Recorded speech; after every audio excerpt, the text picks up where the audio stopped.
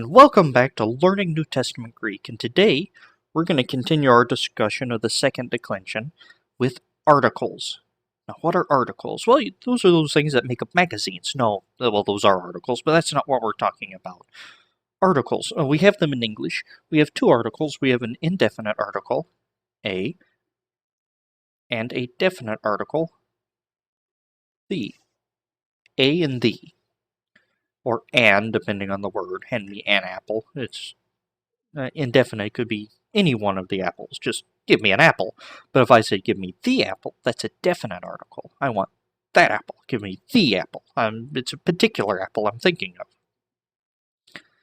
Now, Greek, they only have the definite article. If a word doesn't have an article associated with it, you have an understood indefinite article. And to help our English minds think of it like that. So let's talk about the article in the second declension. Well, I guess this isn't really in the second. Well, let me rephrase that. The article isn't really in a declension, but it follows the declension rules. So these are masculine and neuter articles that apply to all masculine and neuter words despite whatever declension they're in, but they follow second declension rules, so we learn them here with the second declension nouns. Alright, so what are our cases? Because I'm gonna write out the articles and we're gonna have a look at them. Our cases are the nominative, the genitive and ablative, the dative, locative and instrumental. I was going to say the locamentative. It's because I'm talking faster than I'm thinking. Or thinking faster than I'm talking. I'm doing something wrong. Alright. The obliques there, and the accusative, and vocative. There are no vocative articles, no definite articles that are vocative in Greek. It kind of makes sense. So if you're directly addressing someone, you're not going to say, the John, come here. No, you're going to say, John, come here. Now, occasionally, they will put a definite article on a proper noun, the Paul, or the John, or the God. And we'll get to those when we get there, and we'll talk about it then. But for the most part, you don't put a definite article in the vocative. Okay? Alright. So we have masculine, singular, and plural, and we have neuter, singular, and plural. We'll get to the feminines eventually, but today we're working with masculine and neuter. Alright. Articles. The masculine singular nominative article is ha. Remember, or see your rough breathing mark? Remember that it's ha. Now, our genitive ablative is to. Our dative, locative, and instrumental here is to, with the iota subscript, and our accusative is ton. Plural, hoi, tone. See, there we go. I'm putting the accents in because you're going to see them like this, but don't worry too much on the accents on these. Choice. But be sure to know the breathing mark. Oh, another word, circumflexes. I have an iota here. Oi. You see the circumflex is like that? Well, occasionally, you're going to see a circumflex drawn like that, or a little squiggly line.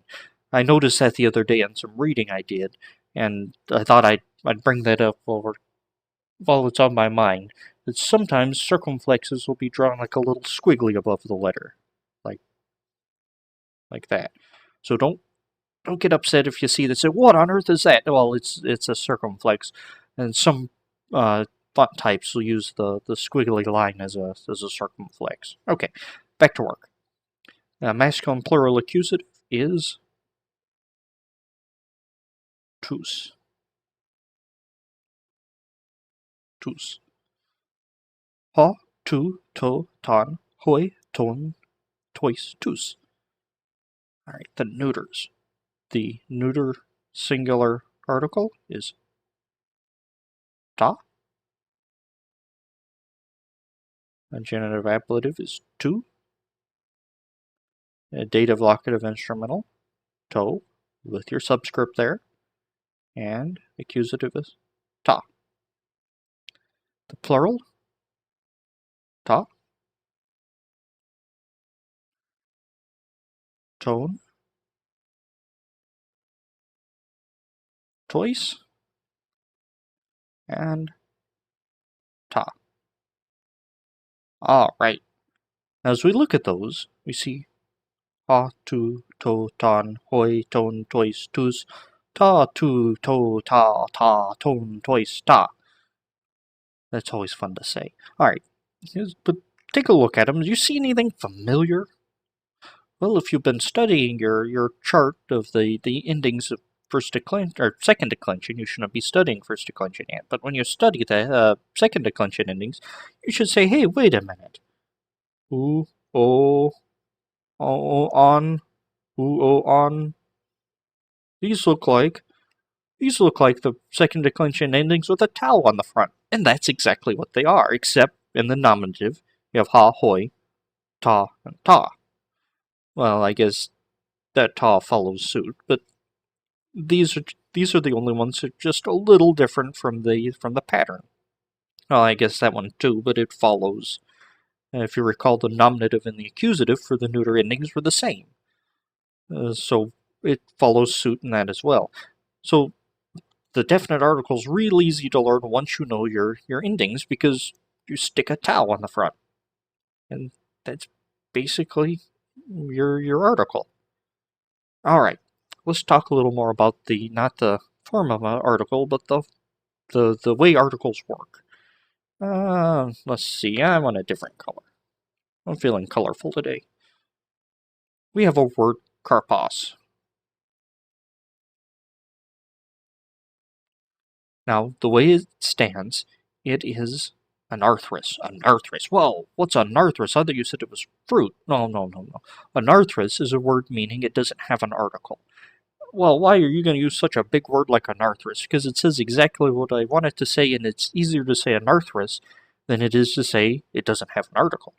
So, and you can also use it to impress your friends. Well, today on my Greek lessons, we discussed the usage of Anarthrous nouns. See, that makes you sound fancy, and it simply means it doesn't have an article. So this word is Anarthrous. It doesn't have an article. So when we translate it, we would translate it a fruit.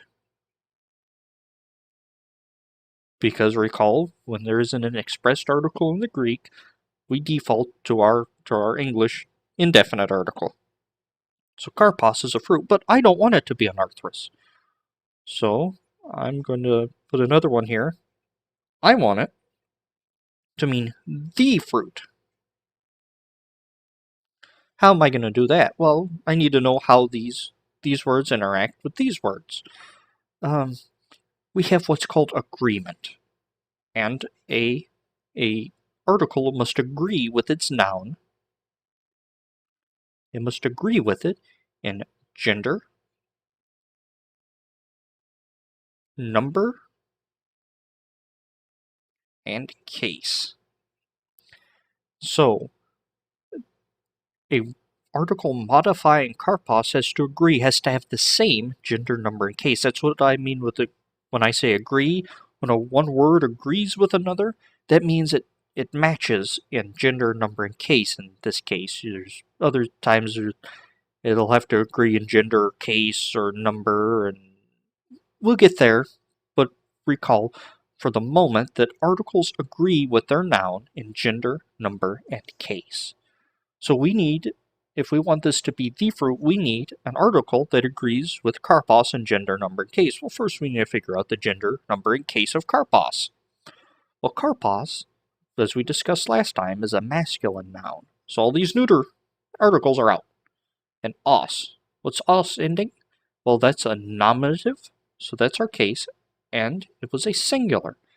So that's our number. So ha would be how we would modify karpos with an article. So ha karpos is the fruit. Well, what if we had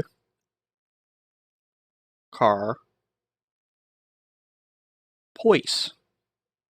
I want to put an article with karpois. Well, remember carps are stem, so oises are ending. So what case is that? Well, it could be a dative, a locative, or an instrumental. So we need a dative, locative, or instrumental, masculine, and plural article. So we're going to say it's masculine still because karpos is masculine. And we need a dative, a locative, or instrumental. And it needs to be plural, so we're going to use twice. Twice. Line of demarcation there. So this becomes the fruits. The fruits. And this could be in the fruits, to the fruits, by means of the fruits, but that would depend primarily on context. That's how you tell the difference between a genitive and ablative. A dative, a locative, or an instrumental is context. Context is king.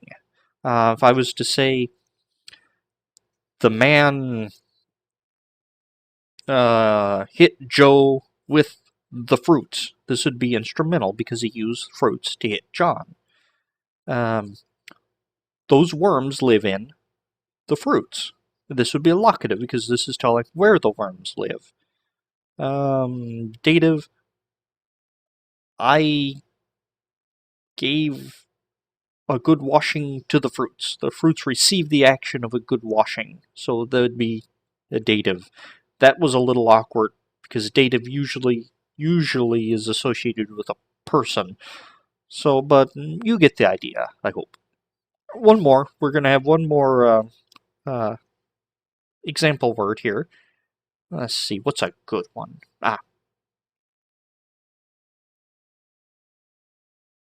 Dora. Dora, remember Dora means gift. Except I want it to be the gift. I don't want it to be an Anarthrous. I want it to be articular. If it's articular, it has an article. If it's an Anarthrous, it doesn't. You get used to these words, especially if you're going to read the literature. You need to know these words and understand what they mean. All right, Dora. And I want it to be articular, not an Anarthrous. That is, I want it to have an article.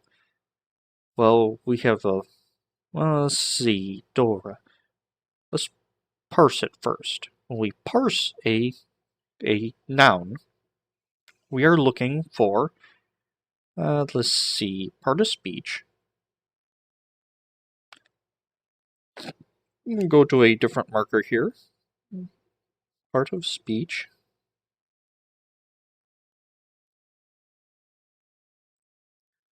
Gender. Number. Case. Lexical form. And translation.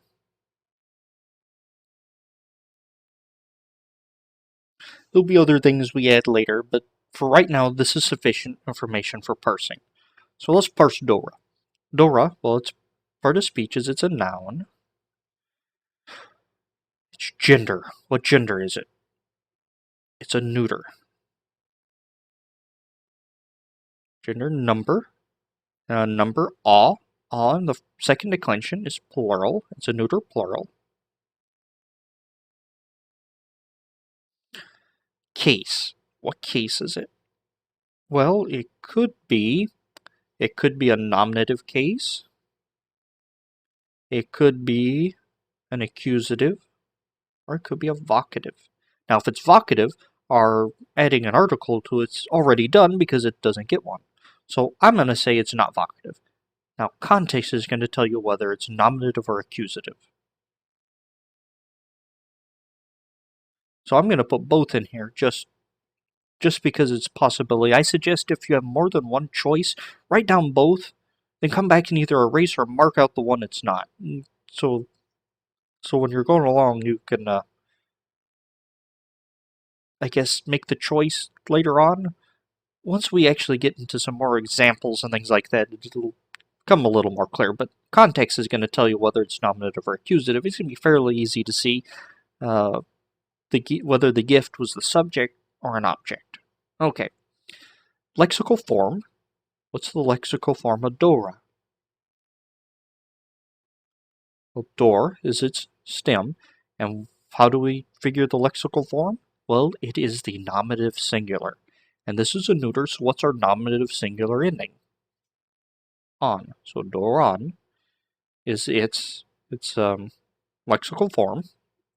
Its translation is a gift. So by doing this, it helps us to know which article we're going to use. So it's a noun, neuter, so we're going to be using neuter nouns, not masculine ones. Plural, so we aren't going to be using singular, we're going to be using plural, and it's either be nominative or accusative. Unfortunately, nominative and accusative share the same form. So we can say ta Dora, the gift. The gift, ta Dora. There we go. Ta Dora, the gift. Alright. Hopefully you're understanding a little more about articles. Don't worry, it's going to become a little more clear as we go on, as we work more examples, and as we talk about a little more. Hopefully this has helped. Oh, before we go, I need to tell you a very, very important thing about articles. It's like so important, I'm going to write it in red. After I make a line of demarcation here to say that's not part of this. Alright.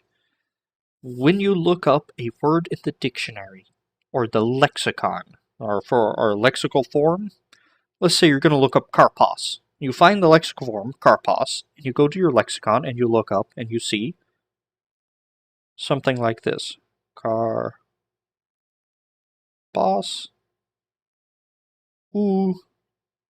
Ha. You're going to see something, or you're going to see karpos. Karpu. Ha. Or some variation of this. So you're going to say, what on earth is going on? Well, the lexicon, most lexicons are laid out to give you the lexical form first, the genitive ending second, and the article that's used with it third. Well, why are you giving you a genitive ending? Well, that makes sense once we get to third declension. Third declension gets a little interesting, and you need the genitives to help figure it out. But lexicons give the genitive for most nouns as the second entry. Then they also give the article it's used with. That's handy because, remember I said despite whatever declension you're in, masculine nouns will always use these articles, and neuter nouns will always use these articles.